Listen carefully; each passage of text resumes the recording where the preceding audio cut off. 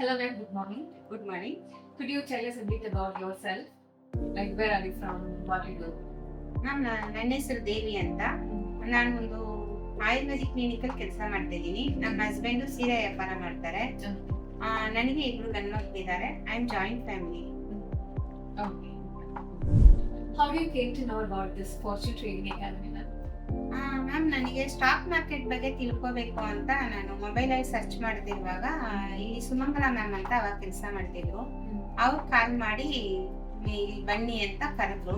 ನಾವು stock market ಬಗ್ಗೆ ನಿಮಗೆ ಕೋರ್ಸ್ ಕೊಡ್ತೀವಿ ಅಂತ. ಅದರಿಂದ ಬಂದು ತಿಳ್ಕೊಂಡು ಹೋಗೋಣ ಅಂತ ಬಂದಿದ್ದೆ. Okay. To what extent are you satisfied with the overall experience in the stock market too?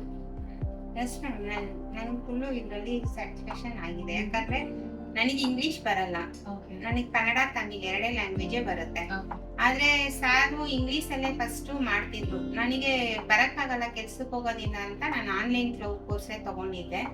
ಆವಾಗ ಅವರು ನನಗೆ ಅರ್ಥ ಆಗಿಲ್ಲ, ನಾನು ಇಂಗ್ಲೀಷಲ್ಲಿ ಹೇಳ್ಕೊಟ್ರೆ ನನಗೆ ಅರ್ಥ ಆಗ್ತಿಲ್ಲ ಅಂತ ಅಂದಿದ್ದಕ್ಕೆ ಸಾರ್ ಒவ்வೊಂದೂ ನಿನಗೆ ಅರ್ಥ ಆಗಿಲ್ಲ ಅಂದರೆ ನೀನು ಕೇಳಮ್ಮ, ನಾನು ಕನ್ನಡದಲ್ಲೇ ಹೇಳ್ತೀನಿ, ಇಲ್ಲ ತಮಿಳಲ್ಲೇ ಹೇಳ್ಕೊಡ್ತೀನಿ ನಿನಗೆ ಅಂತ ಒவ்வೊಂದು ಡೀಟೇಲ್ ಫುಲ್ಲಾಗಿ ನನಗೆ ಹೇಳ್ಕೊಟ್ಟಿದ್ದಾರೆ.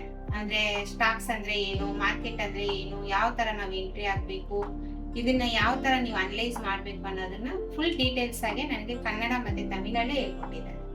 ಅದರಿಂದ ನನಗೆ ಫುಲ್ ಅರ್ಥ ಆಗಿದೆ. Okay.